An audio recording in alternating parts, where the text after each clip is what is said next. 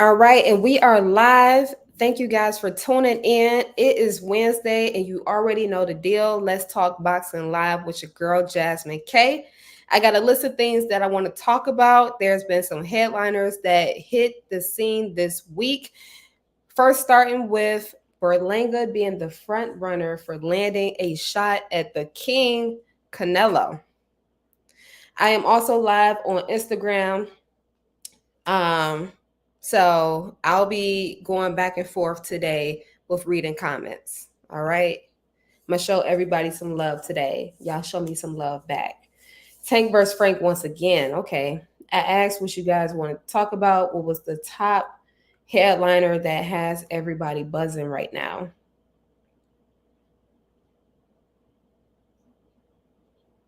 Okay, we got, Big Baby Miller being put to the test up against Ruiz. Somebody thinks he's going to get slept. All right, all right. Live from the 3-0. Brandon, what's up? How are you? All right, let's get straight into it. So I hear what you guys want to talk about, but I'm going to jump straight into Berlanga. I got about 3 things that I want to hit on, and then we're going to open it up, and we're going to talk about a little bit of everything, what's on y'all mind, and I'm going to let you guys in as I break down these different topics.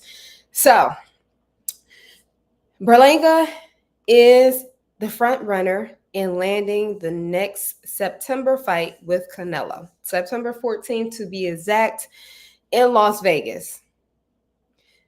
Well, not the fight that a lot of people want to see. I could probably say for the mass majority that this is not the fight that we wanted with Canelo. I'm actually intrigued by the fight, not because of how competitive I think it's going to be, but I think he's going to humble Berlanga. Berlanga's been calling for this opportunity and has been calling for it, and he obviously must think that he's ready for the shot. In my opinion, he's not ready. I don't think he's faced anybody to date to even prepare him for the type of fight that he's going to get with Canelo. That's my opinion. Quite frankly, in his last fight, I felt like he got hit with the left hook entirely too much. When you saw the the right side of his face, like that was where the majority of the bruising came from. That was visibly the most visibly you could see how bruised he was to the face, specifically on the right side. So to me, that told me also, in addition to what I witnessed and what I saw, that he can't defend the left hand. And going up against Canelo, who's not a southpaw, but works very well, not behind the jab per se, but he throws that left hook like it's his dominant hand. He's throwing a lot of lead left hooks. Okay, VA 215 bought a badge. I really appreciate it. Thank you. Thank you. But yes, Berlanga also swings very wide. He swings big, oftentimes taking him out of position, oftentimes knocking him out of balance. And I just think that that is going to be a recipe for disaster going up against Canelo. I am very confident when I say that Berlanga is not going to last 12 rounds with Canelo. And by no means am I hating on Berlanga at all. I'm just keeping it real. I am just keeping it real. To me, Berlanga cannot hang with Canelo, even at the age that he's at right now. Even with everybody saying that he's in a decline. Y'all let me know. Do y'all think Munguia hits harder than Berlanga? I feel like Munguia punches harder, but Berlanga could be equal with the same power. And I bring that up to say that I just don't see anything that Berlanga is going to bring and throw at him that's going to catch him off guard, that's going to knock him off his game whatsoever. I don't even think he's going to sleep. I think he's going to sleep Berlanga, but I don't think he's going to sleep him with the uppercut. I think it's going to be a left hook. I think it's going to be a left hook. And different than what we saw versus Munguia. It was the whole argument of if Canelo carried Munguia, because a lot of us felt like he could have got Munguia out a lot sooner. Even after the fight, Canelo talked to the point of feeling like Munguia was slow in his reaction. So to me, that said everything as far as if he carries him or not. I thought to a certain degree, yes, he carried him. He, in a sense, didn't necessarily pass the torch, but at the same time, passed the torch of I am supporting you and I am sponsoring you to be the next Mexican warrior, to be the next Mexican great in boxing. So I don't think that he was really trying to knock him out. VA BBC 215, you said Berlanga.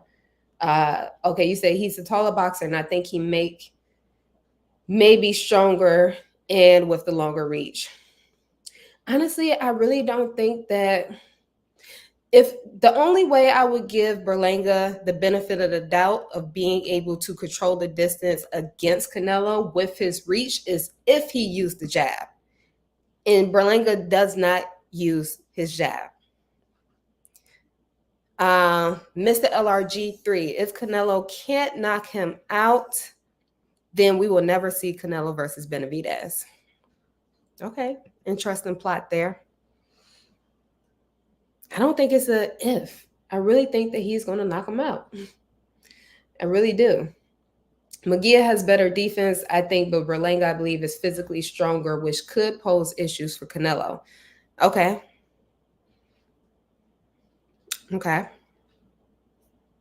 I wouldn't necessarily say Munguia. You're saying his defense is better.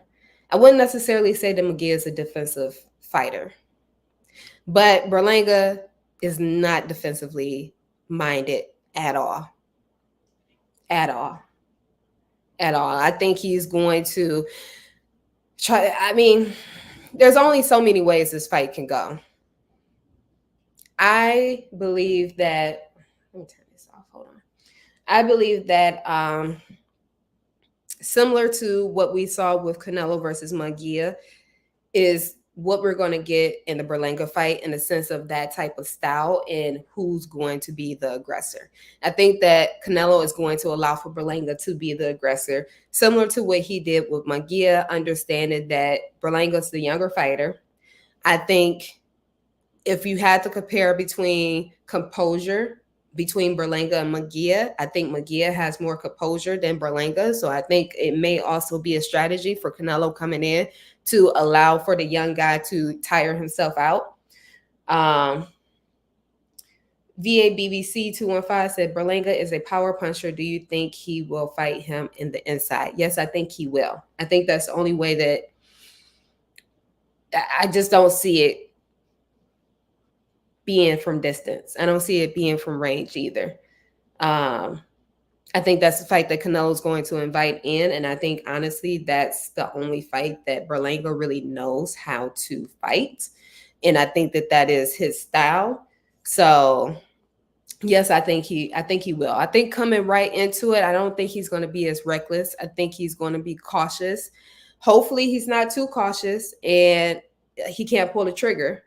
Hopefully it's not a situation where we got the Canelo versus Charlo fight and Charlo just was fighting not to get knocked out. We could see that.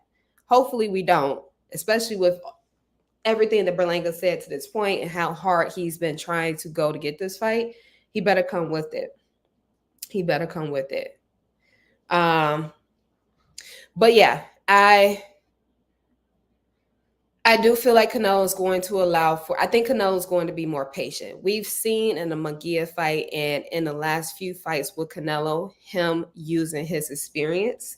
And I think in this particular fight, he's also going to fight with experience. He's going to bait Berlanga.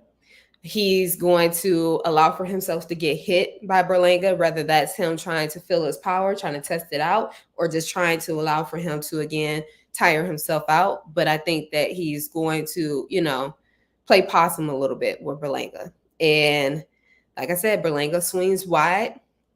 Berlanga swings big.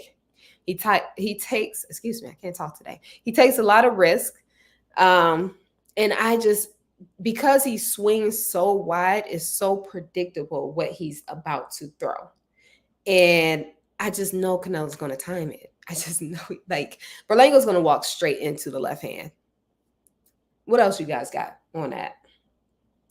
Oh, I'll also talk about, so yesterday when this news broke, I said that this is further confirmation for me that we are not going to get the Canelo versus Crawford fight. And it wasn't to say that Crawford isn't prepared to take that fight, isn't deserving of that fight, or that that fight wouldn't be a big fight. But to me, it's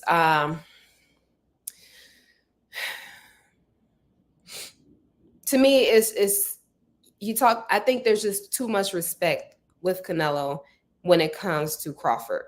And he's also said it himself that he respects him as a fighter, that he thinks he's a great fighter and a future Hall of Famer. And at this point, there's nothing else left for Crawford to do to further stamp himself as a future Hall of Famer. He basically gave him his credit, gave him his props, gave him his flowers, and told him that he's one of the best fighters in boxing. So I think with the level of respect, as well as the fact that they are not even remotely close to the same weight class, is another reason why I really don't see us getting that fight. To me, Canelo has also been very transparent and verbal about taking fights that make sense for him, taking fights that he can gain something from. If he's going to take a risk, there has to be a reward for him. And Crawford could potentially be a risk. We really don't know until the fight happens. But with the way that everybody's saying how Crawford can crack and the power that he has and the experience that he has with sharing the ring with bigger guys and sparring, it could be a potential threat. In addition to that, I think, right, Canelo hasn't faced an opponent as technical as Crawford, as smart as Crawford since he fought Floyd. And we know how that fight went. So even if Crawford can't hurt Canelo, even if Crawford can't knock Canelo out, he does pose a threat of being able to outbox Canelo. So at this point, again, we talk about the risk that's involved and we talk about the reward. The risk is if he goes up against Crawford and if he can't knock Crawford out, Crawford probably will outbox Canelo, period. I think that's the only way that Crawford beats Canelo is outboxing him, and I think that's exactly what he would do. So with that being said, Berlanga to me just shows us that Canelo's at that age and he's at that speed where he's going to make his money regardless. So why not just make my money? I can stay in the sport longer. We see that the love is there for boxing and he hasn't necessarily put a timeline on when he's exiting out. So to me, it just shows that he's going for fights that he can have fun with. That's what it says to me. Yeah. Okay, let me read some of you guys' comments. Let me get caught up. Canelo will stretch Bud. The boxing scholar also said Canelo will likely fight Bud before Benavidez. I think Canelo versus Crawford, I don't even know. I want to say I think Canelo versus Crawford will make more money, but I think Canelo versus Benavidez at this point will make a lot of money. Outspoken 520 Boxing, welcome back. We're not going to get the David Benavidez either, as he is staying at 175. WBC gave him the ultimatum. Yes, we're going to get into that as well. But I did see David talking about the potential of him basically unifying at light heavyweight and then fighting Canelo at a catch weight. I think he said 173 or 174. The boxing scholar said, wait till we see him at 54. Okay, that's fair enough. I respect that before we say all this. What are you guys saying on here? Canelo could possibly knock Crawford out as weak he's been hurt before. Losing to Crawford is not hurting his legacy. That man is already a legend. If Canelo loses against Crawford, it will hurt his legacy. I also think with him moving up like that and not wanting to fight him made no sense because he fought Khan. He definitely swings wide, which he would be left open for short left hooks and crisp right crosses like Canelo did against Kirkland. Yes. Okay, we're all on the same page here. We're all on the same page. So yeah, that's just where I see Canelo at this point. Why take at this point? Let's not even think about the risk in a sense of losing, but let's just think about how comfortable he is right now and how comfortable he is with making weight, with fighting, with making some of the biggest fights money wise, and basically, where was I going with that? I lost my thought trying to read this. Bivol's still undefeated. Okay, let me get it back. So basically what I was saying is, right, he's very comfortable where he's at right now. So why take fights that are going to shave off more years if he continues to go on the route that he's at for fighting another 2, 3, 4 years? He fights twice a year now. This year alone, between fighting Munguia and getting Berlanga in September, I wouldn't say that any of those fights took any years off of his career. So you guys get what I'm going with this? I feel like if he went up against a Crawford, if he went up against a Benavidez, those are fights that jeopardizes his longevity at this point. That shortens up the finish line for him. So that's where I was coming at with that. That's what I was saying. So I think Crawford should take the similar approach to Benavidez as far as looking to unify 154 and then maybe presenting a catch weight fight. I don't think Canelo's going to fight at a catch weight. I think he's where he's at. And if you want to fight him, you got to come to that level. But yeah, take the same approach. In addition to what Benavidez was saying, he was saying, he'll unify at 175. Let's make the catch weight fight at 174. And that way we could put undisputed versus undisputed on the line. He put his belts on the line and Canelo puts his on the line. That could be a very appealing fight for Canelo.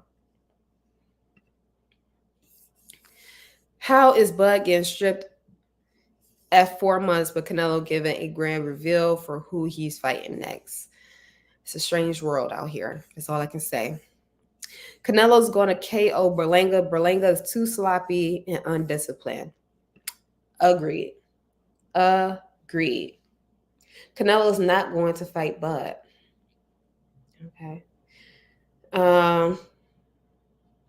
Crawford will put up a great fight. I don't see Bud moving around the ring. All I can remember is how hard Canelo hit Charlo in the head to make him take a knee.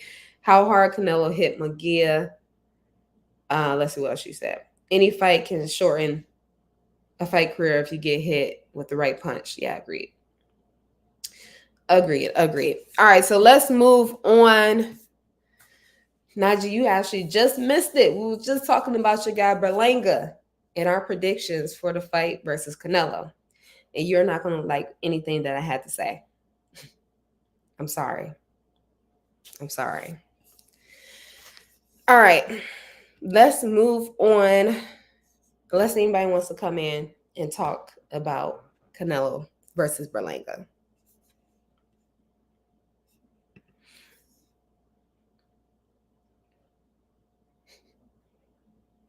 I would ask who you got, but Najee, I already know what you're going to say. You're going to say the politically correct answer, that you are riding with your guy Berlanga. I just hope Berlanga, he been tightening up, as they say in New York. I hope he been tightening up in the gym, and we see something a little different. All right, moving on. David Benavidez stand at 175, confirmed by WBC President Mauricio. Okay, DM me, and I would definitely let you know. In short, though, I think that Berlanga swings too wide, and he swings too big, and he takes too many risks. And going up against a veteran like Canelo, that at this point we see him fighting with experience, Canelo's going to see everything that comes before it comes. And I think that he is going to beat him to the punch. And I think Berlanga's going to hit the canvas a couple of times. I don't think that it's going to go 12 rounds. One thing maybe you can let us know, is Berlanga power stronger than Munguia? Because that was another thing we were trying to factor in. If Berlanga can catch Canelo with anything that would hurt him. VA BBC 215 said he's riding with Berlanga too. All right now. Okay, David Benavidez has jumped ship a little bit. We talked about him and his plans for potentially still chasing down Canelo, but he has basically confirmed through the WBC that he is going to stay at 175. To me, I think it makes the most sense. I think that if he can't get Canelo, the next biggest fight are going to be at 175 for him. So I think he should just continue to position himself to get the title shot with Bivol and with Benavidez. And are they? I don't know what happened with that. Are we still getting Benavidez versus Bivol? Like, is that still happening? Andre Smith, salute. Thank you for your new channel. Thank you for the follow and the subscription. I really appreciate it. Thank you for tuning in. What do I think about Andre Ward possibly coming out of retirement? We'll get to that.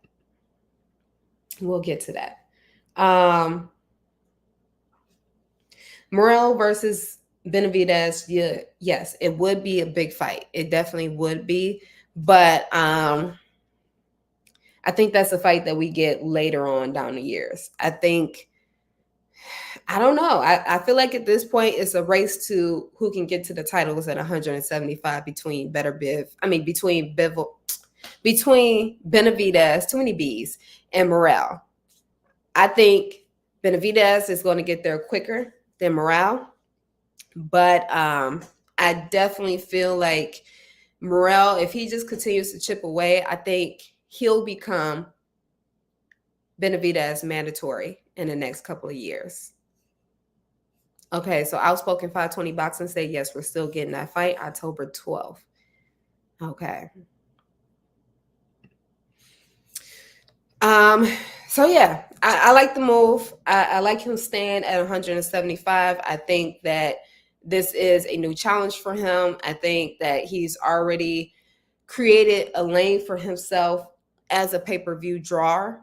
Whether that's him being the co-main event and boosting the main event, or him being the main event. I definitely want to see him going forward now being on more pay-per-view cards as the main event. I think he's earned that right. He's proved that he is a draw, that people want to see him. So I'm happy that he's staying there. Outside of Morrell, there's just nothing left at 175. And even if the only way I would be okay with him taking a Morrell fight right now, not to say that I don't want to see it, but the only way I would be okay with that is if it was like a mandatory eliminator. And that's for Canelo. That's the only reason why I would want to see that fight right now, politically. As far as like thinking about what's going to push them forward, both of these guys, I don't think that that's the fight to make for either one of them right now, because there's nothing to gain for either of them. There's no belts to gain. There's no eliminator fight for them to gain to get Canelo. So yeah, that's where I'm at with that.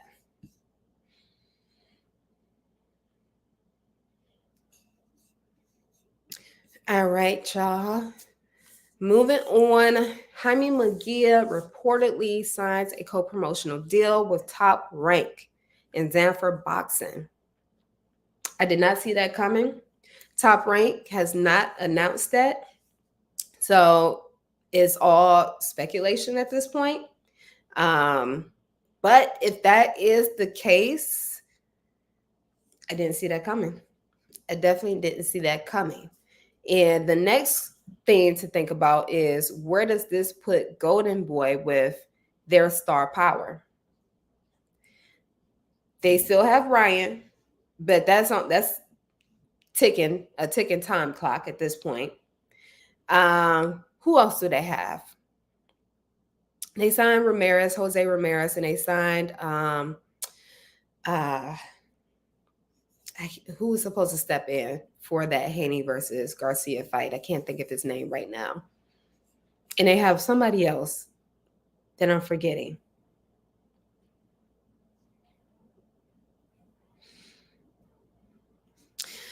Yeah, I can't think of the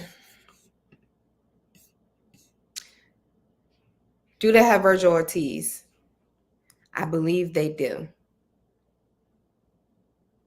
I believe they do. So that's the other person. Kid Austin, to me, he's not star power yet.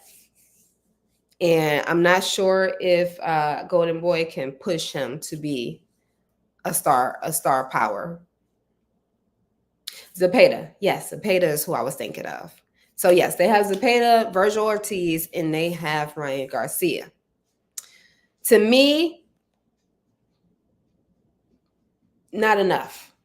Not enough. I think losing Munguia, I think, is a big punch in the gut for them.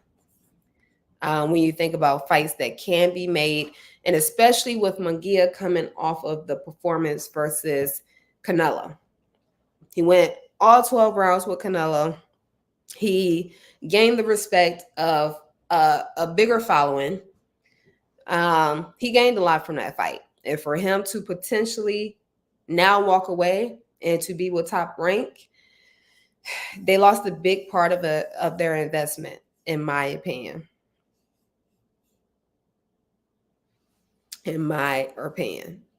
I think Matchroom has Bam. I believe Matchroom has Bam. But we also just saw that Top Rank is now signed over with the Prince in Riyadh season. So that's big. That's big. That's very big. And if we talk about how this benefits Munguia, this definitely puts him in a really good position. Top Rank is going to push him like crazy. They were going to do that without Saudi's help. But now that they're also in cahoots with them, I think the sky's the limit. Like, he's going to get a lot of big fights and he's going to make a lot of money. Yeah. They're going to put some money into promo. Absolutely. Absolutely. Do you think we'll ever get Boots versus Virgil Ortiz? To me, that's the best fight for Boots behind Terrence Crawford. I think that will be a really big fight. I think it is in motion without them having to say that it's in motion. I think that the way that everything's aligning, that'll definitely be on a crash collision for us to get. Definitely. So, Jazz, do you have the GOAT getting the knockout in her upcoming fight? I don't know when's the last time Clarissa knocked out anybody. So I don't necessarily have her getting the knockout, especially with her stepping up to heavyweight. But I do have her winning. I do have her winning. Outspoken 520 said Golden Boy don't have any champions from their promotional stable. And it's crazy because Oscar is parading Zepeda around like he's a champion. And like he has all these options. And that he don't have to fight Shakur. Only reason why he doesn't want him to fight Shakur. If Shakur stayed with Top Rank, I bet you we would have got the Zepeda fight. I bet you it would have been in talks. Negotiations would have been happening. But because Shakur is potentially going to Matchroom, Oscar is butt tight about it.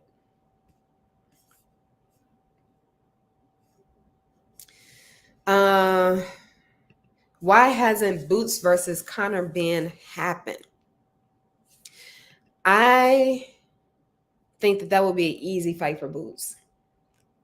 I think that would be an easy fight for Boots. And I think depending on, how hard Eddie's riding for Conor Ben, I don't know if that's going to be a fight that he's going to serve up immediately. I think he may, put a little bit more efforts behind that and talking it up and playing it up and feeling that fire before he feeds Conor Ben to Boots. One thing I learned about Conor Ben, like he doesn't throw a lot of combinations to me. He doesn't throw a lot of combinations. He's not as big of a counter puncher that I thought he was. So I don't think that Boots is the fight that he should be trying to get right now. In this corner podcast, I've had the privilege of seeing both Boots and Virgil Ortiz live. Both are explosive power punchers, so I would love that fight. And Boots is huge, so I can see him going to 154. Yes. Boots is different. Yes, he is.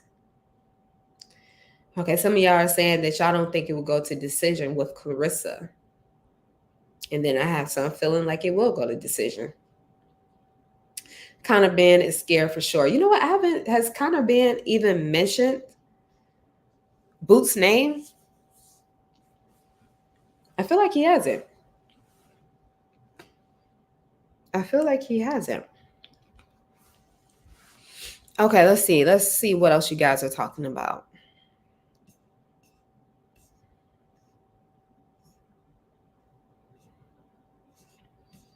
Let's see what else.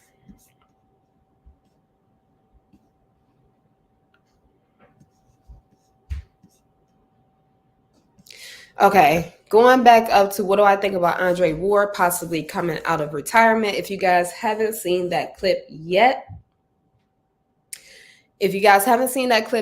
he did an interview with Terrence Crawford, which I have to go back and watch myself. But basically, the question that came up, if Andre presented the question to Crawford, if there was $100 million on the line, would he come out of retirement for that fight? And Crawford said, hell yeah, he would. And then he returned the question back to him, asking him, would he come out of retirement for it? And Andre said that would be a conversation that he would have to take up with God. And basically, Crawford said, yeah, I don't believe you. I think that you're going to take that fight.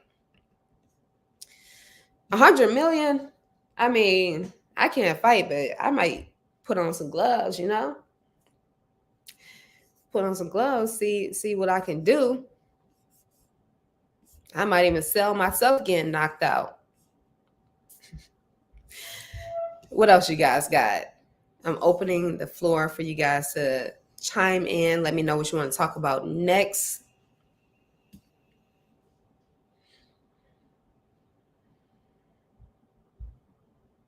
All the fights that lost traction are going to be rebranded, starting with Munguia-Berlanga. That's a good, it's a good topic right there. I like that you brought that up.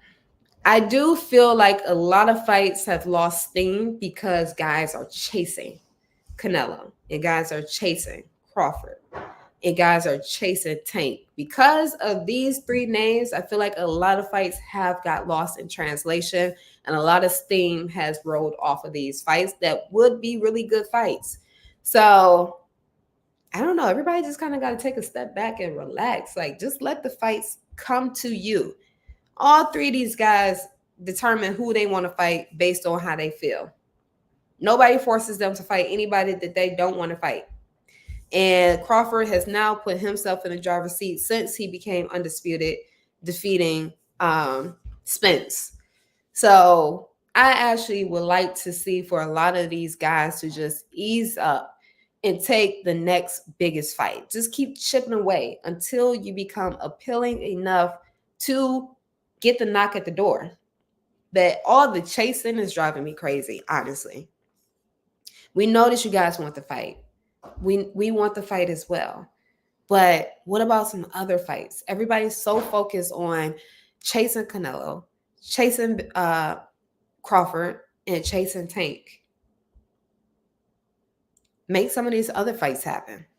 And that's why I'm happy to see what's happening for Boots. I was happy to see Philly show up for him because, yes, Boots has been wanting Crawford, but Boots ain't been up Crawford's ass trying to make the fight happen. He is basically taking the fights that come in front of him. And look how that played out for him. The whole city showed up for him. I mean, he did major numbers. So I would like to see a lot of people take a page from Boots' book in that aspect and to take that approach. Just focus on you. Focus on building your name off of you. Stop looking for the GOATs of the divisions. Stop looking for the best of the divisions. Yeah, shoot for the stars. But at the same time, like, stop looking for other people to make a name for yourself and just make the name yourself.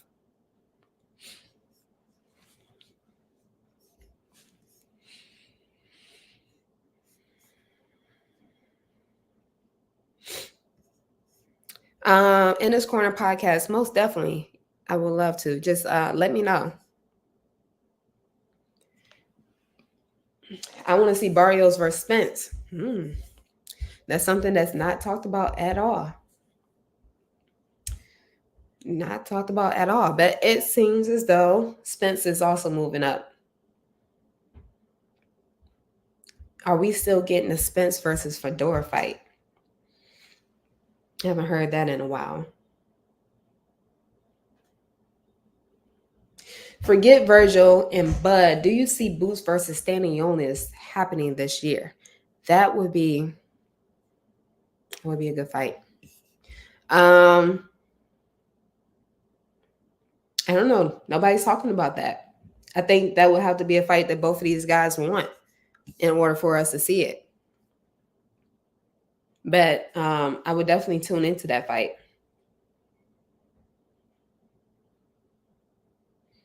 Spence destroys Barrios.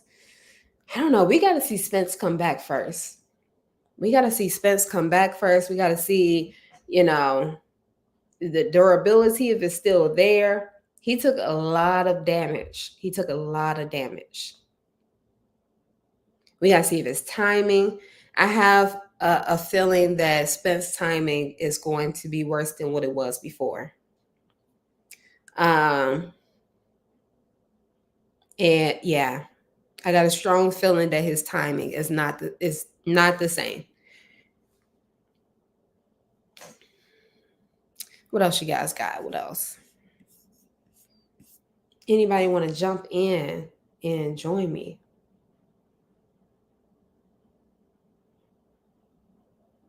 I think a lot of people look at Barrios. Barrios has been able to build a name for himself because a lot of people, ever since he got the fight with Tank, obviously that gave him some credibility. But I think a lot of people look at Barrios as somebody that can be easily beat. I think a lot of fights that since fighting Tank that he's gone into, he's been, I don't know what the odds have been, but I want to say he's been the underdog.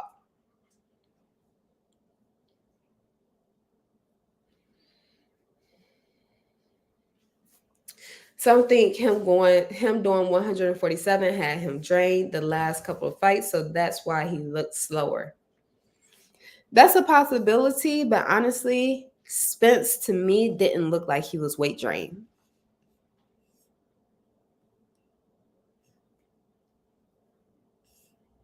Have you heard anything on Serrano versus Katie Taylor rematch? I believe that fight is supposed to be the undercard of Paul versus Tyson. Mike Tyson.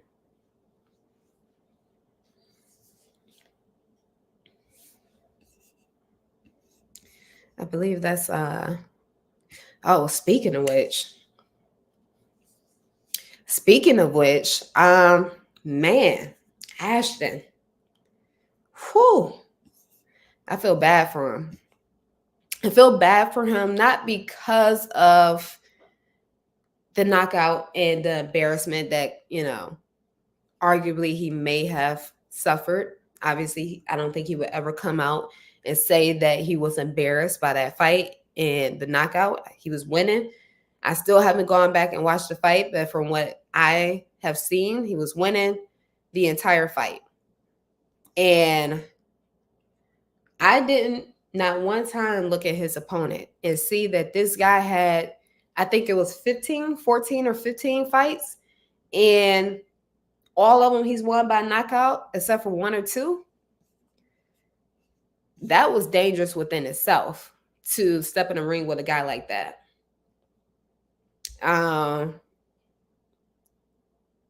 Yeah. I mean, they rolled the dice and thinking that they were going to be able to outbox this guy. And for the most part, that worked very well for them.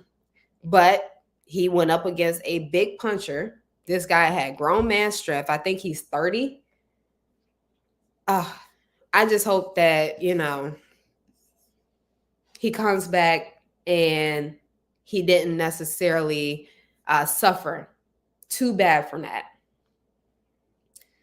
But sheesh, that was brutal.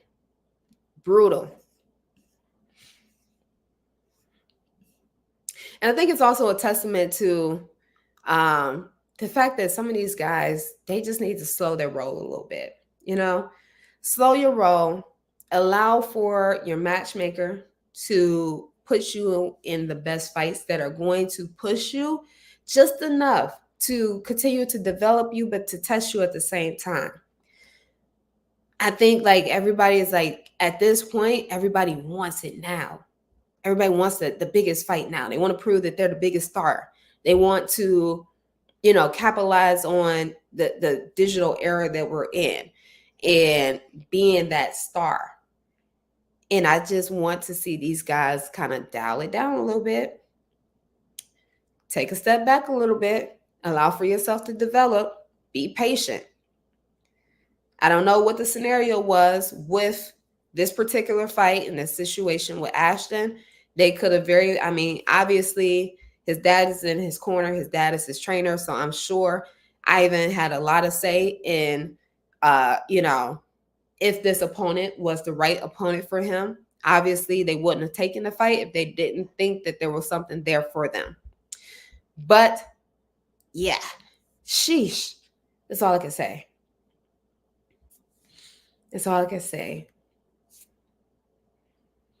I definitely don't think that we're going to get the Floyd fight next with Ashton. I think Ashton needs to take some time. I even wonder if he's going to be ready for that fight card that's now taking place in November.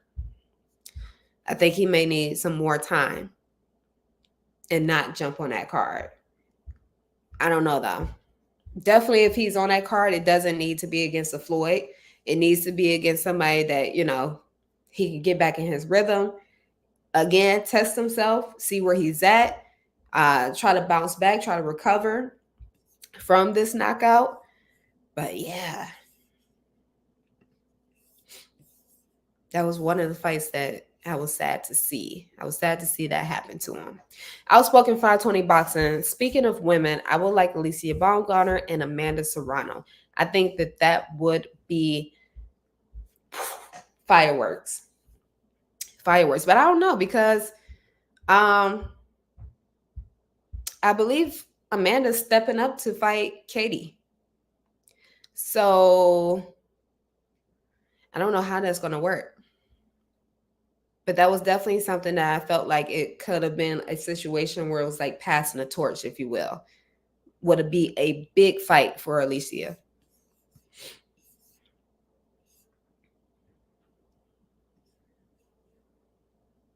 El Summer says that veteran was setting a trap. Chance was popping. Welcome back. Yeah. Yeah. Okay. Do I think Tank Davis is the face of boxing? I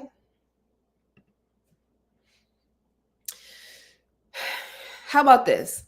Maybe we should go towards like how the NBA does it and they have their franchise players.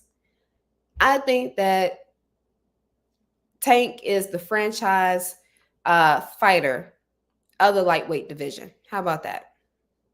We're going to roll with that. Because I think Canelo is still a huge factor in still being the lead for the face of boxing. So we'll just say Tank is the franchise fighter of the lightweight division. Canelo is the franchise fighter of super middleweight. Even though Benavidez doesn't have any belts at light heavyweight, I think that he can become the face of that division. I think that he can. And for Canelo, people show up. Absolutely. People show up, people buy the pay-per-view, and then he also has his fights that are free in Mexico. So think about all the people in Mexico that are watching for free. Yeah.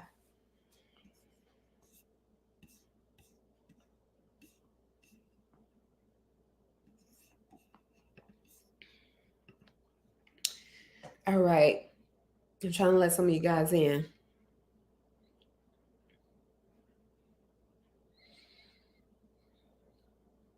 I think we're in the era of like the Canelo rule, where there's a rule that you have to follow every rule, but when it comes to Canelo, there's an exception, and that's a hidden rule.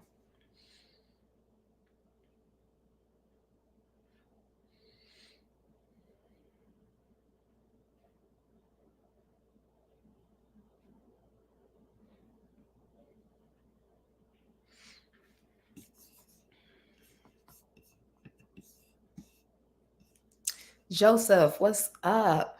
How are you? Canelo and Tyson Fury, the face of boxing. Hmm.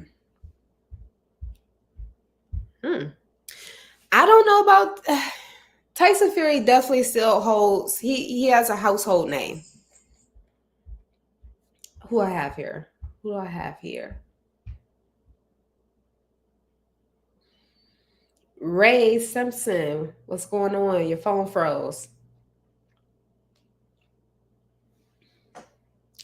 I think Tyson, yeah, Tyson still is a household name, but I wouldn't necessarily say that he is the face of boxing.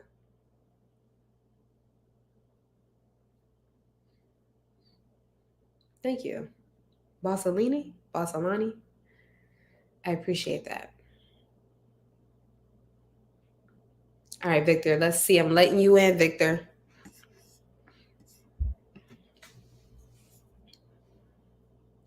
But yeah, I think yeah.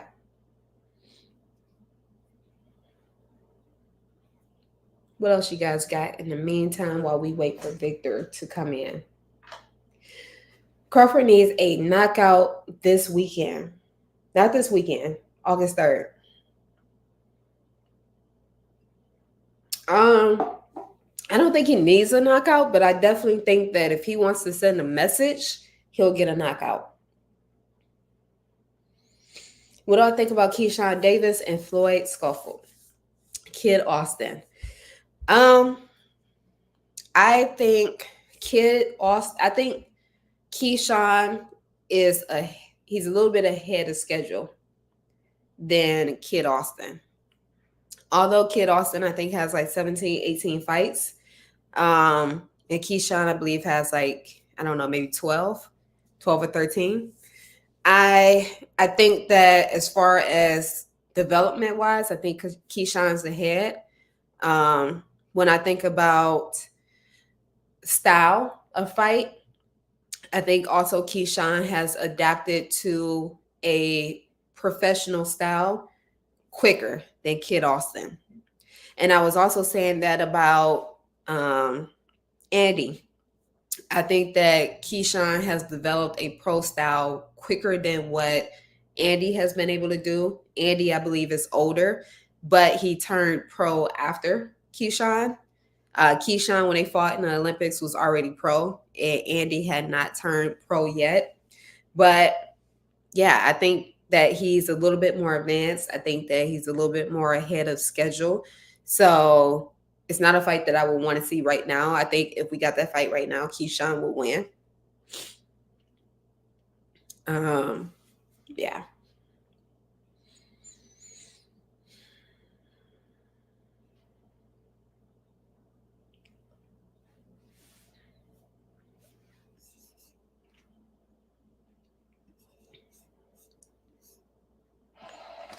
What's up? Keyshawn beat Kid Austin. You said, do I think who will beat Kid Austin? Keyshawn. I think that he would, yes. You think so? Yeah. I don't know if you got a chance to hear, but I was saying that I think Keyshawn has developed a pro style quicker than Kid Austin, although Kid Austin has more fights than Keyshawn. But I feel like, you said what? I agree. I think Keyshawn just have like, excuse me, I think he got like a tad bit more dog in him. Yes. Yeah, and like the rolls and the inside, it's just I think he underrated. I think he's a phenomenal boxer that's underrated, and I don't think that he could just do that. He needs. Keyshawn is a great fighter. He's awesome. Yeah. Yeah, and I agree with you. I think he beats Kid Austin. I'm not gonna say easy, but I think he wins that fight. Yeah, I think he makes it a dog fight. And I don't think that Kid Austin's ready for that type of fight. Yeah, and I think he will be uncomfortable. He will definitely make him uncomfortable. And I think Keyshawn would be on some effort. I got something to prove. And he really would be going after Kid Austin, which again, I think, yeah. Like I said, style-wise, I just give the edge to Keyshawn. At this point, I think that he also has been able to get more experience. Again, even though he's had less fights than Kid Austin. With Bud yeah. Yeah. Right. Yeah. And having that championship style corner, you know. Yeah. I see a little Bud in Keyshawn as well. I don't know if you see it. But when he out there, you know, the roll with the tongue out. Mm-hmm. Yeah, I see the whole he's like a baby crop. He gonna get you. Yeah, he is. He got more swag with it too. He a lot more confident.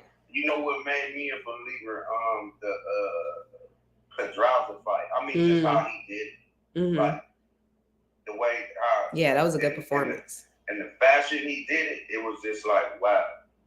Yeah. It's unbelievable. This kid is unbelievable. Yeah. I agree. He's definitely a star, but do you think it'll end in a stoppage with Floyd Schofield, or do you think?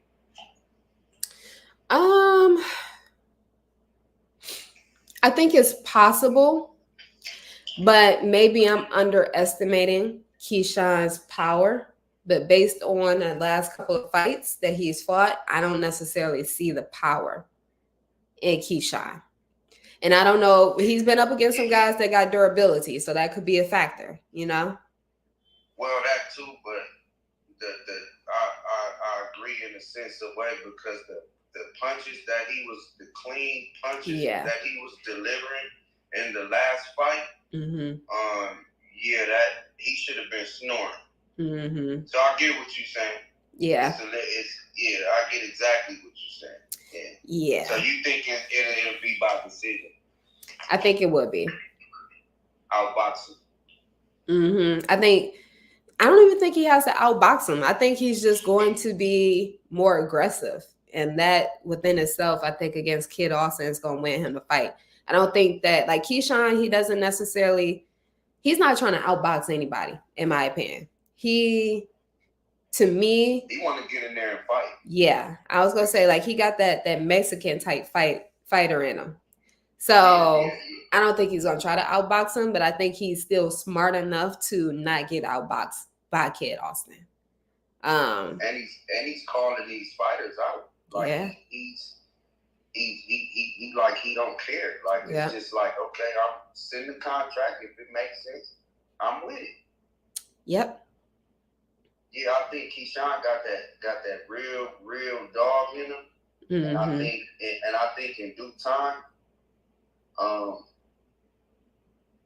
the non-believers, I think he'll prove them wrong in due time. I mean, because I see a lot of, like, development on top of him already being a dog, being skillful. I see a lot of development. He got it. He do.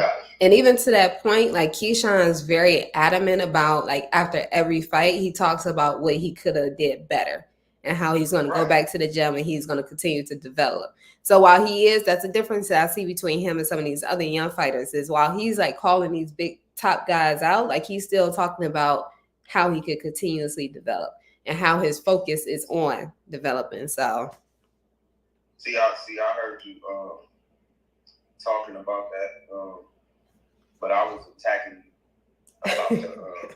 Were you? I ain't see it. What you say? Yeah, look.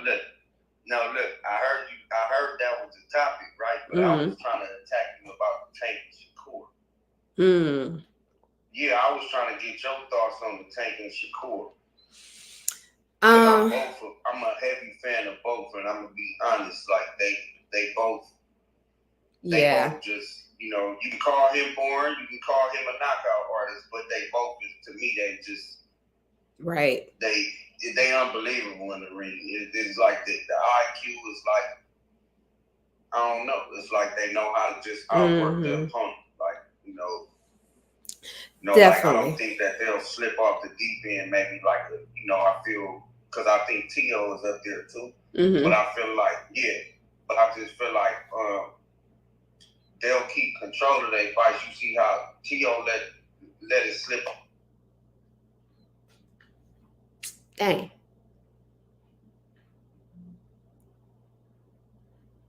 I lost my live, y'all. I was about to say some good stuff too. Let me try to hurry up and jump back on.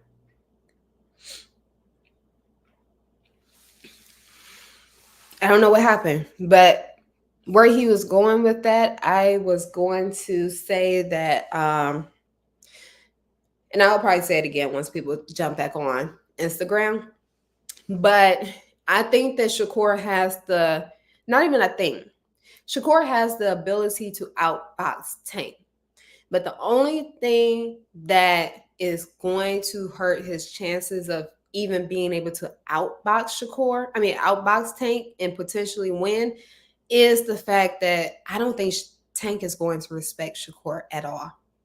I don't think Tank is going to respect Shakur in that fight. He's not going to respect any power that he has. And because of that, I think that he's going to take chances. And I think he's going to be trying to sleep Shakur. So, yeah. Thing is can Tank get to Shakur? If Tank can't get to Shakur, then okay, I don't know what happened. Disconnected. Yeah. Now, you saying you don't think that he'll respect Shakur? I don't think, no. No, I mean, not the power. I know Tank's been hit by, harder. Right. With harder blows, for sure. Right. Like, even in the Barrios fight, he seemed a little out of it because the corner, Mayweather just, you're a little down. I'm just letting you know you want to know the truth. What am I doing wrong? Yeah. And he kind of tightened it up. And when the fighter can do that, knowing that they're down on the scorecard and take you out, that's a different type of animal. Right. And I think it would be the same. Yeah. And that's it. So I love Shakur too. I can't take nothing away from he's skillful. His IQ is there. I don't think he'll let Tank land that big shot. Like, he's not gonna go up against the ropes like no Frank Martin. Not taking nothing away from Frank. But Shakur not gonna fight off no ropes. Because that's not him. That's not his style. It's just not him.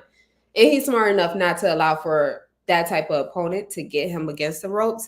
But I think that, like I said, to me, right, like you said, Tank has to be able to land the too, right? Like to where, if so, like a lot of people may want behind the scenes, they may want Shakur to beat Tank up, and a lot of people may want Tank to win that fight and beat Shakur up. So you might have certain people backing him, like Mayweather may, get in his ear, let him teach him a few tactics on how to beat him. You on top of what Shakur knows, so it might get a little bit out of hand if that fight do take place, which I think it is. And you know what? If Shakur really want to be the villain, if he wants to be this bad guy so bad, the ultimate mind trick that he could do is that he could hire Floyd. If Floyd is willing to join anybody's corner,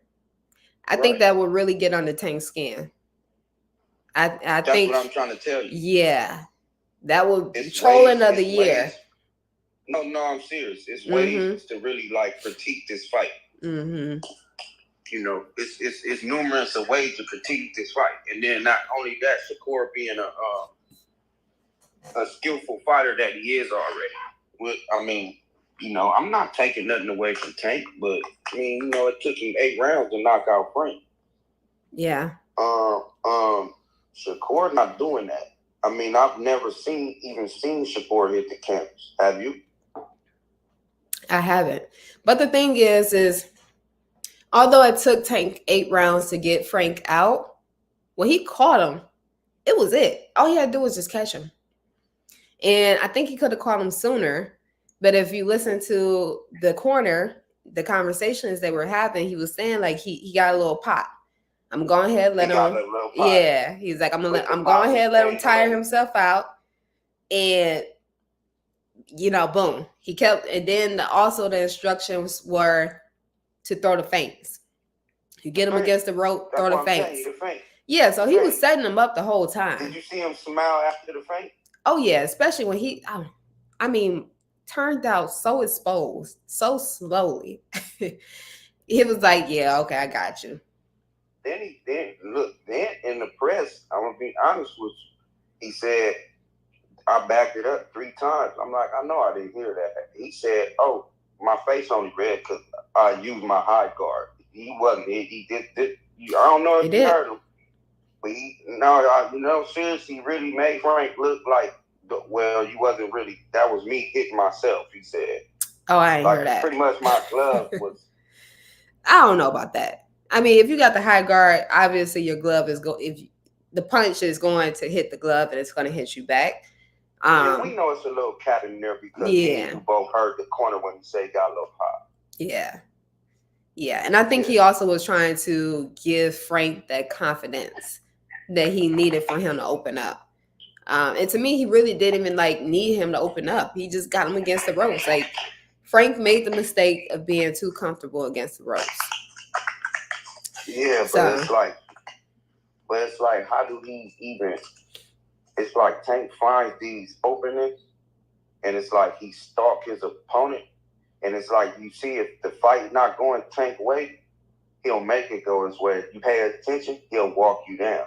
He'll cut the ring off. He'll start cutting the ring off. So you remember when Frank Martin was off against the ropes, but he tried to fake left like he was finna come around. And Tank already sensed it and said, nah, I'm this way or I'm this way already with you. And he was trying to land a punch, but he had his hand like this. So he that's when he landed the uppercut and then, just finished him with the left.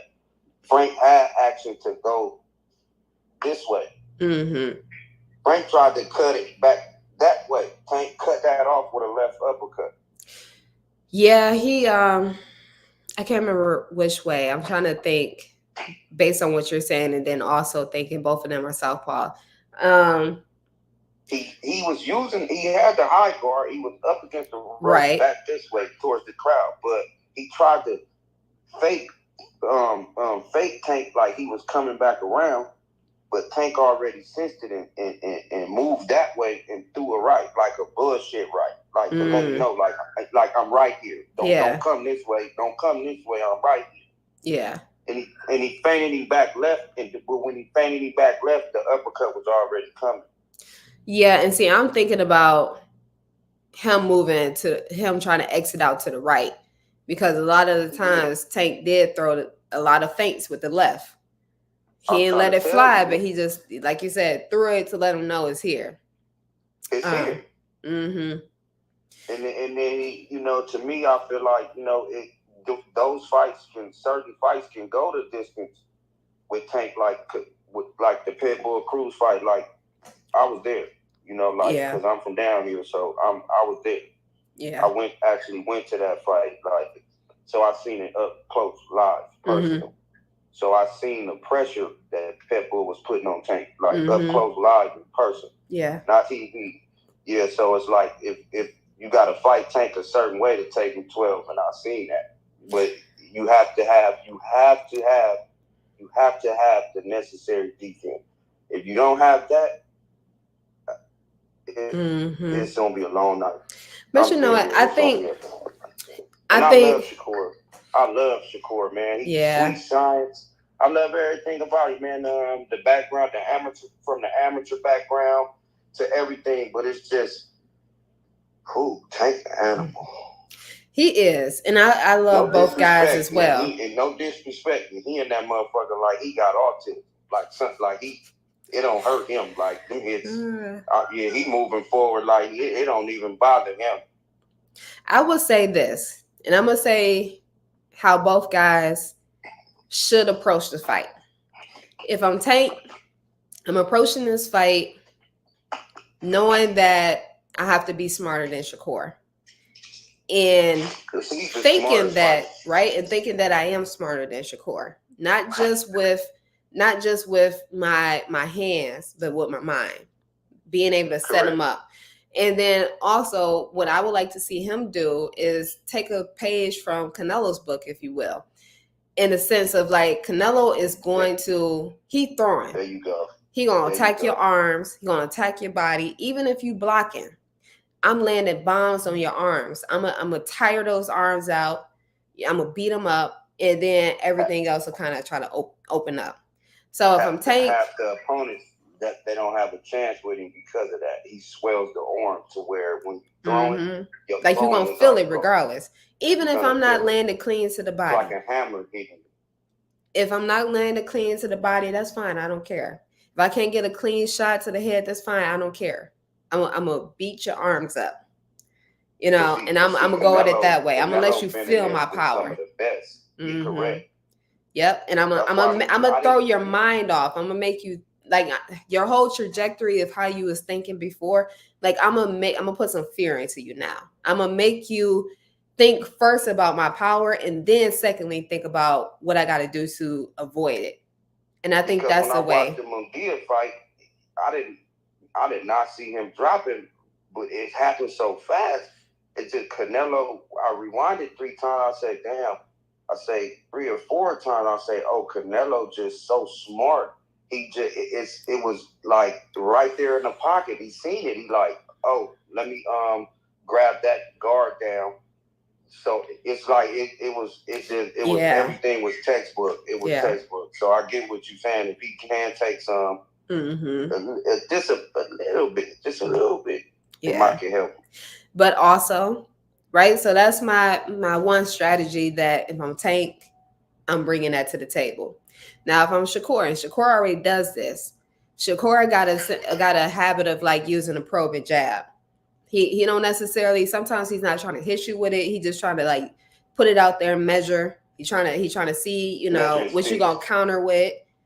But I think against Tank, trying to be masterful with distance. Yep. But what you saw with Tank versus Garcia, so what Tank did to Ryan was he set his jab on Ryan's left hand. So anytime Ryan went to go move it, he knew what was coming. So if I'm Shakur, did you see that? Did you see Ryan still had to do it to Devin? Yeah. And if I'm Shakur, I'm doing the same thing to Tank, because I know I got to worry about the power. I know I got to worry about the left. I know I got to worry about the right. So I'm going to leave my jab out there so I can know when it's coming. So I really think that this is going to be a good fight. I really do. I think that each round, each guy is going to have to make adjustments. I don't think that it's going to be all 6 rounds is going to be the same fight. I really don't. And I'm hoping that it doesn't. For this one, Bud and Andre Ward is going to grip. Oh, he got to listen. He got to listen now. No, they gonna like pretty much pull a Louisville Slugger bat on him, but beat it inside of his head this time. Because there's not no opponent you can go in there and do that with. I'm just being honest. It'll end early. Yeah. Don't get lackadaisical with Tank. We all know that. Yeah, but I think that Shakur... Fall asleep is your ass, Mr. Postman. I think the way Shakur's brain is wired, even if it's drilled into him, you got to let your hands go. You got whatever it is. Shakur is naturally a defensive fighter. He's defense first. Exactly. So you took the words out of my mouth. You see, everybody don't understand that. He's not offense first. No, he's not. That's not what he is. Yeah. Which I respect that, but that's just not what, that's how I know you study this shit, because some people, man, they just sound so reckless online with the Shakur bashing, and I'm like, well, wait, if you really study boxing, you would know that he's not even offense first. He's not. It's almost like you hear, right? You talk about different point guards in basketball. Some point guards are pass first. They're not scorers. No. Can they score? Yes, but their mind is pass first. Their mind is set my 2 up. Feed my 5, feed my 4. His mindset is defense win championship. So I think Shakur feel that way about just converting it over to boxing. I think he feels the same way. Like, defense will win this fight. Yeah. And but my boy say this is fight, not basketball. Right? No shit. We know that. But I'm saying the way Shakur's mind is Shakur's defense first. And if you can't see that he's defense first, and I wouldn't even make the argument that offense is what wins championships, because obviously it's not. Shakur has retained his WBC belt fighting defensively first, being defensively minded first. Correct. So Shakur has retained his belts outboxing his opponents. Hit and not be hit. Not by KOs. Yeah. Or fighting in the pocket. Or landing, not landing, but throwing a high volume of punches. Shakur is not a high volume puncher. At all. The Yoshino fight, I give him that one. But the Oscar Valdez one was kind of tough, to where, you should have known that wasn't really going to come in a stoppage, but he just outboxed him. Mm-hmm. Just same way. It's just like, he really don't got too much on them behind them 8-ounce bloods. It ain't too much. No, it's not. And it ain't too much. You know what I'm saying? You can see the power there, but he did hit Artem with a body shot that I felt like hurt him, where he could have finished him. I do believe that. Potentially, we'll never know. And a lot of people said they heard his grandfather saying, "Let his hands go." Did you? Mm-hmm. Everybody was telling. I didn't hear it, but you know what? Did I hear it? I know I was tuned into when they had the little argument in the corner. I heard the buzz speech with him when they went to the back. No, I didn't hear the part about him letting his hands go. But during the fight, I did hear the part about him saying, when I go left, you go right. So that's what I had caught. But yeah, after the fight, I saw the conversation where they were saying you didn't let your hands go. But again, Shakur's just not that. Before we ask these people, we be having to understand too that you kind of taking away from the opponent that he's facing, because you're basically saying just because he's the name, or just because he might have a certain amount of internet fame, or this or that, whatever it may carry, whatever that he may hold. But you can't take nothing away from the person that's meeting him in that ring. And that's basically what people be doing. It's like you one track minded, you get one sided because you hear one name. like the Bud and Spence, that would, okay, everybody glorified Bud. I love Bud. It's top shelf. Getting there, gonna take you out. He gonna do whatever he got to do to get his stoppage. He's stopping you. Yeah. But what people got to understand is, you know, you can't get on here and do that and bash these opponents, because these are, you basically saying that, you know, these people are fighting tomato cans and this and this and that. So who they gonna fight? These are professional boxers that they putting them in the ring with at the end of the day. Mm-hmm. Regardless to whether if they got a name or not, you got to respect that this man is a fighter. Right. And anything can happen. Yeah, and I feel like they take a lot of that out of, like how they did David Benavidez for not getting a stoppage on, you know, his last fight. Like, come on now. Yeah, and also, like, I mean, he said he hurt his hand or something like that, so that could be a huge factor. But at the same time, he's stepping up to a different weight division. So these guys been in this division for a time, and they used to these punches coming. Same way with T.O. and Claggett. Claggett comes down to 147 to fight T.O. at 140. T.O. Power's not finna transfer to knock no Claggett out. Right. And Claggett been up against... not a natural 147 fighter. Yep. So that wasn't the plan from the gate. You know, people, they just don't understand boxing. Why he didn't get to stop it? Bro, this is a fighter who came from 147 down to fight T.O. The T.O. Power has to transfer to knock this man out. If it don't transfer that far, then he'll get the win. He's not going to get the stoppage every time. This is boxing. It just doesn't happen like that. Right.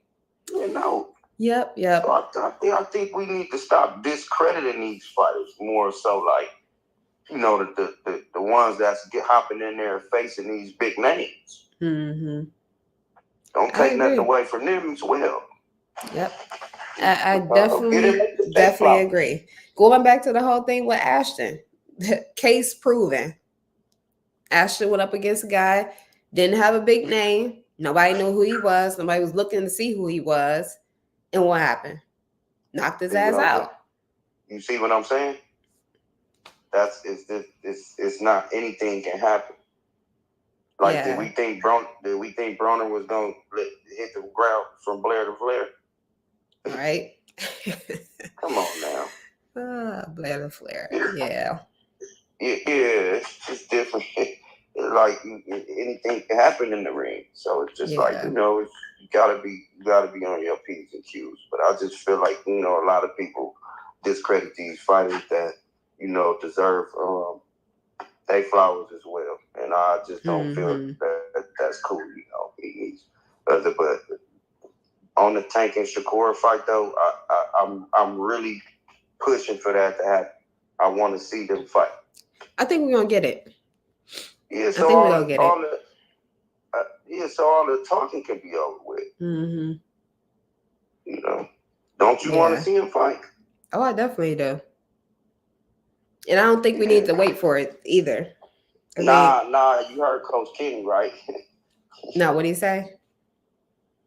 No, Coach Kenny been told Shakur he want his DNA on the, and he gonna blow it up on the picture and put it on his wall and look at it every time. Like, that's Shakur. You know, he want blood. He basically saying he want Tank to draw blood from Shakur. Yeah, they've been talking shit. Okay. It's getting a little spicy. That's why I'm asking. That's why I'm saying. No, I didn't see that. You ain't see it? Yeah, that was on, I think it was on Mill City Live. Okay. Yeah, it was on Mills Live. I think. Me and him and Mills was going live, and he said it on Mills Live. Like, him and Shakur, he said, I want your blood. So I think that fight gonna happen. They pushing for it now. Yeah, I think so too. What's your favorite type of fight? A boxing masterpiece or a TKO in the 7th? I like both. It just depends on who the guy is, who the fighter is. What are we gonna ask? What you think about Shakur future as far as him being a free agent? I think it's good for him. I think it's good for him because he hasn't been able to get the bigger fights. And I think at this point he needs to have that flexibility. He deserves the bigger fights. Yeah, he definitely deserves it.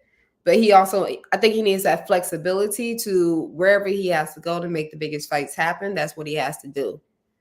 I don't think a long-term contract serves him well right now. Maybe after he gets those bigger fights, then get into a long-term contract if he wants, if that works for him. That works for him. Yeah. But right now, I think he needs to be flexible. Right? Like if you really, really wanted the Zepeda fight, then he has the flexibility to position himself to get that fight. But I don't think that's the biggest fight for him, even though everybody wants that. Yeah, but see, the only thing about William is I feel like putting Shakur in the ring with like another like sort of kind of like, I ain't gonna say him, but as far as IQ, I'm not gonna dare say that. But I'm gonna say more of like a value puncher. Mm-hmm. I think he'll edge that too. Like it'll have to be like a Tank who can like or in order to like stop Shakur. Mm. Like with another like value puncher, I don't think that me personally. That's just my opinion. I'm not taking nothing that somebody said Pitbull, but Pitbull is a pressure fighter. I mean, he can, but it's not good to come forward on Shakur. That somebody who got high IQ, I don't think it'd be a good idea to pressure fight him and keep coming forward how the way Pitbull do. But no. Yeah, I think it would be. I think it'll be similar to the same way Tank fought Pitbull. I think it would be the same because Tank was getting the hell out the way. Like he was landing his shots, he was landing his bombs, and then he was moving. He wasn't standing in front of Pitbull. No. And Pitbull, the thing about it though, like you gotta know Pitbull is gonna keep coming. He gonna keep coming no matter what. Because if he could take Tank's power and keep coming, like he's just gonna keep pressing forward against Shakur. It's again. Shakur gonna have to stick and move. Stick and move. Yeah. One thing I did see with Pitbull was that Tank's signature punch, like how he hit Frank Martin, right? One thing I did see them work when I was there, I did see like me paying attention. I seen that his team worked on the uppercut. I seen it myself because Tank tried to land it 3 times. It didn't land. But it's close to where if he would have connected it, like he put it on, like he let it sit down on Leo Santa Cruz. Like, okay, I'm gonna let you get off all those. Yeah, I'm getting hit wham. But you see how he set it on Leo, and Leo went nothing. Yeah. That's how he was trying to get Pitbull, but they trained. You could tell that they practiced for it. If you go back yourself and look at that fight, you would pull it up on YouTube, wherever, you would see that I'm not just talking. You would see that each time, pause it. When it gets to that part, they go slow motion. You'll see that he couldn't land that. Yeah. So the shot that Tank was looking for all night, he didn't get it. I was there. He couldn't find it. Yeah, and I think that's because Pitbull, when he's throwing that right, like he will lunge with it. And theoretically, yes, it's there. But you're so worried about the damn right hand coming that you really can't get in position to land the uppercut. Like that's a hard hit. Against anybody else. Yeah, against anybody else, I think he got it. And he's shown that he's got it. But against a Pitbull, like you just not trying to get hit by the right. Like you trying to get under and get out the way. He had Rolly talking to the crowd, telling them thank you for coming out, and it's like I don't know. He had him twisted all up. Oh no, Marco Madonna did stop Broner. I remember that. But Broner moved up. Broner moved up in weight to fight him, bro. Didn't he? Then Broner moved up in weight to fight Madonna. So I don't know if he did. Let me see. I think he did. Wasn't that at 154?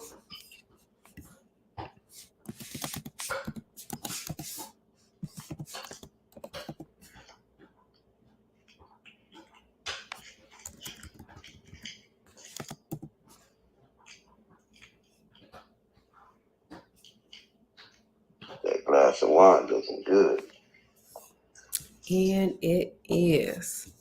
I could Okay, let's tell. see. No, he fought him at 147. 147, huh?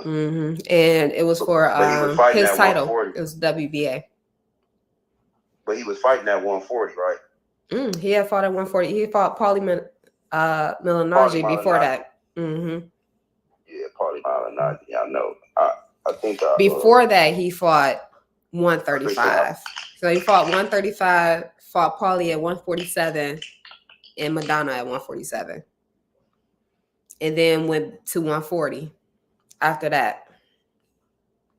Oh yeah, I see somebody commenting. I'm reading the comments that my boy say, Shakur gonna have to move up for Pitbull. I see Shakur beating Pitbull, but it won't be easy. Yeah, it won't be. It won't be, because Pitbull is a one-dimensional fighter. Like like if Crawford is getting in Shakur's ear, telling him something about like what he see or this how you come. This is his approach. If Shakur could just listen, he can make it easy. You know what I mean? But I don't think it'll be easy, because I think that when you a top shelf fighter, like these Tanks, Shakurs, the Devins, the T.O.s of the world, Ryans, I feel that in reality, I just feel like they see it coming. Like you can, they can move around the ring and see it coming. And I just feel like Pitbull just walked you down with the high guard, and it's just, you know how they was kind of saying Canelo kind of rusty, and it's just one way he come at the narrative that they was trying to paint about Canelo, saying he just got on one way, he come at you, he's getting rusty. That's from not what I've seen, but a lot of other people think that Canelo is winding down and his skills is erasing too, but I don't think that, But not to get off topic, but like I said, they saying Pitbull coming forward with this one style, like he gonna have to switch it up to beat Shakur. Like hell no, like I just don't see that. Let Shakur get caught with something wild. Yeah, I don't think he's gonna switch it up. I think he's gonna come in with the same. That's just who he is. I don't think he can fight any other way. One of them wild looping left, right, or something. But throw them over the top. Shakur definitely gonna be moving out the way. Shakur would definitely be moving out the way. Well, the only thing about him is that he masters distance. Yeah. So, by Shakur mastering distance is kind of hard. Like, that's where it's like it upsets the other opponent. Like, damn, I can't get to this little motherfucker. Like, it's hard to, but it's not that he's running. He just mastered the distance enough to where he understands like how to use the ring. That's why it's called a ring. You move around, you utilize it. Yep. Yeah, it's not called running. It's called, now running is what you do on the track and field. Moving and utilizing the ring for what it's for, that's not running. Now, if you want somebody to bang in the middle and stay in the middle, y'all can say that. But him utilizing the ring and moving around the rope, that's not running. That's just called knowing how to use the ring, which is what it's there for. Yeah. That's how I view it. Me too. I don't know. Me too. Man. Maybe you see something different. Like, did you see running in the De La Santos fight? No, I didn't. And honestly, I felt like the De La Santos fight was similar to Tank versus Pitbull. Yeah. I thought it was very similar. The only difference is Shakur wasn't throwing bombs like Tank was. And also Shakur wasn't letting his hands go for real either. He was throwing a bunch of feints and he was like trying to set up traps but very similar fight. Remember I said he was trying to get him out of there. Tank, remember I said I was at that fight. Tank was trying to get Pitbull out of there, but he wasn't meeting him. He was about that much away, but Pitbull was, he knew. He's like, I'm here. Everywhere you at, I'm here. You can't chin me. And none of the uppercuts land on the chin. None of them landed. Not one. Not even a grade. He didn't even graze. Yeah, I think the most And successful punch that he had in that fight was the right over the top. And I think he there injured you go. the left though. When he was throwing the There you left, go. that's how he injured There his you hand. go. But the right was there. There you go. Mm-hmm. There you go. That was the one. But I feel like too, like I would put Pet Bull up there because I feel like it's not too many people who could tank the 12 with just that injury. He'll still do you bad. Yeah. So I gotta tip my hat off to Pitbull, like, because I feel as though that he to hang in 12, I wouldn't say he's one of the most skillful fighters at between 135, 140, or however they bounce. Mm-hmm. But I would definitely say that he could take a punch. Mm-hmm.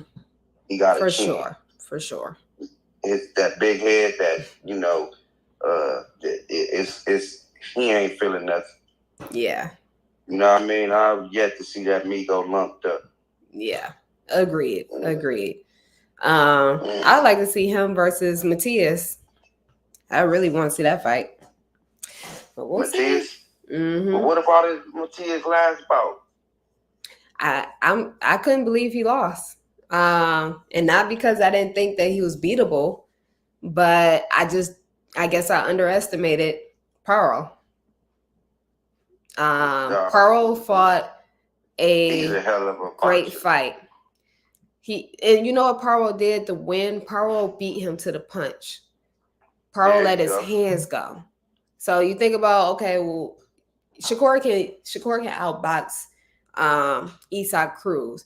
But if you wanted him to make it an interesting fight, he would have to let his hands go, similar to what Pearl did versus Matias, and he would have to beat him to the punch. Pearl was so active offensively that it was just hard for Matias to even set up a shot because he was just constantly throwing. Somebody said that they disappointed in Matias. Listen, nobody put up a game plan as to how to beat him before. You may have thought, how somebody could beat him, but nobody had did it. He was walking and eating a lot of punches and just. With me watching Matias, the heart, the relentlessness, I knew that was there from due to the fights overall of what he had. But on the build-up, I knew to myself, I said, you know what? If a Liam Paro get in there and can box and can really get from around them little short-ass stiff blows that Matias coming with, I say he can win the fight. But I said it before to my boy, before the fight even started, I said, man, look, listen, I'm going to keep my money off of this one, and I'm going to keep my opinion off of it. But I told my boy when he called me, I say, man, look, I think Liam Paro going to pull this one off, and I don't think it's going to be no upset as far as, they cheated on the scorecards. But I said, nah, I think it's going to be like a clear whooping. Yeah. Sure enough, what happened? That's what I studied. I don't go to bed till 4 a.m. watching this shit. You better than me. So I'm up all night. Yeah, you better than me. But you know what? Liam got tested. He got tested in that fight, and I can't remember which round. I think it was maybe between the 6th and the 8th round. He got tested. He felt his power, and the corner did their job. Throw out X's and O's. They was in there trying to let him know, come on, power through. It may have been later rounds than the 8th. I think maybe, let's just say it was the 9th. I think it was 9th or 10th round. They're like, listen, you almost there. Keep going. Yeah, just encouragement. Some of the power would slow down. Mm-hmm. You know what I mean? And they knew that. And they knew by Liam Paro being like a skilled fighter. Yeah. That if he can just hang in there, they knew that he can win the fight. Yeah. And I felt that's the. Yep. It was a game plan. Mm-hmm. I don't think. I don't think Matias got cheated. Oh no, absolutely not. He definitely. I think Liam Paro really won that fight. I do too. I think no question about it. No question. I think he earned it, and I think he's a hell of a fighter as well. Mm-hmm. Yeah, and I didn't see it coming. And I'm being honest with you, like I didn't see it coming in that fashion. Me either. Because Matias really couldn't land. I mean, if you look at Liam Farrell's face after the fight, it was like, seriously? Mm-hmm. Like, is this what did I just watch this shit or is my TV tripping? Right. Yeah, bro. That's because I thought it was gonna be a stoppage. That's like in the back of my head, I'm thinking, okay, if Liam Farrell slip up, then he can get the stoppage. Matias, but I said if Liam going there just sticking to the game plan, I believe so he can get it done. And I think he just more so stuck to the game plan and then try like, because you know you could slip up. It could be one thing like you seen the Lucas and the H2O, the knockout of the year. They said, yeah. Okay, like see how he overcommitted, but he was winning all 6 rounds. Mm-hmm. Don't you never overcommit with a puncher like that. This man got 17 fights and 15 knockouts. Yeah, right. But that's the part of developing. That's the part of growing. You learn that, okay, I'm up. I got 2-3 more rounds. Let me just play it safe. Let me outbox him. Let me keep him at range. But, right, that's the part that after this fight, I'm sure he has that experience now. And he won't make that same mistake. But he got clipped with the right. Before he landed the left, he had already got hurt with the right. But he was still throwing at the same time. So I watched it slow motion last night. I said, God damn. Yeah. That's all you could say. I said it was, and then I'm like, okay, is you know, it got to the point to where as I'm looking, I'm like, is he okay? I mean, they say he was out for a minute. So well, he didn't get up. No, he didn't. He didn't. No, like I said, that's why I feel like he don't have no business being on that November card. He do not need to be on a November card because he was supposed to be on the Mike Tyson card that got postponed to November. No, absolutely not. He just needs to take his time. Yeah. A KO like that, you absolutely right. I would be very disappointed if I see him on that November card. I don't care how seriously recovered they think he is. No, he's not. Yeah. He's not even healthy. We're talking about Ashton. Huh? Yeah. They were asking who we were talking about. I said Ashton. Oh, Ashton. Yeah, this weekend he was the co-main event to Jake Paul's fight. Yeah, hopefully the commission suspends him for. Let's see if they put a time on it yet. How you been going live? I go live on Instagram and YouTube. No, I know that. But they make you? How they do Instagram make you set a date or an app or a timing? No, you just go live whenever. Just press the live button. No, it's something. I guess it's something to where it won't let me do that. Like it's telling me. You might have got banned. Shadow ban. You might have got a shadow ban. Usually like if you press that little plus sign at the bottom, it'll let you pick reel, story, post, or live. Yeah, and it ain't letting me you might go. Be in IG jail. Yeah, something going on. You've been talking about some shit. Nah. Over there. That's the comments. Yeah. Laugh out. Yeah, no. Yeah, that's crazy. All right. Well, I'm gonna go ahead and wrap up. I got some other stuff I got to take care of, but I appreciate you coming on and talking with you. Definitely a good conversation. No, for sure. We'll wrap more. This is my page, the boxing conversation. Mm-hmm. Yeah. We'll wrap more. Just give me a follow. We'll keep in touch. All right, I got you. For sure, and give me a follow. I got you. All right. All right. Enjoy your night. You too. Thank you. All right, y'all. I appreciate y'all tuning in as usual. This is our Wednesday Let's Talk Boxing Live with your girl, Jasmine K. You guys are welcome at any time to come in and join me on a conversation, whether that's you jumping in the chats or that is you sharing your face with me and sharing your time. I will catch up with you guys probably next week. I may jump on live sometime between tomorrow and this weekend. We'll see. But yeah, thank y'all for coming on. Thank y'all for interacting with me. I appreciate all the comments, the different perspectives that y'all shared.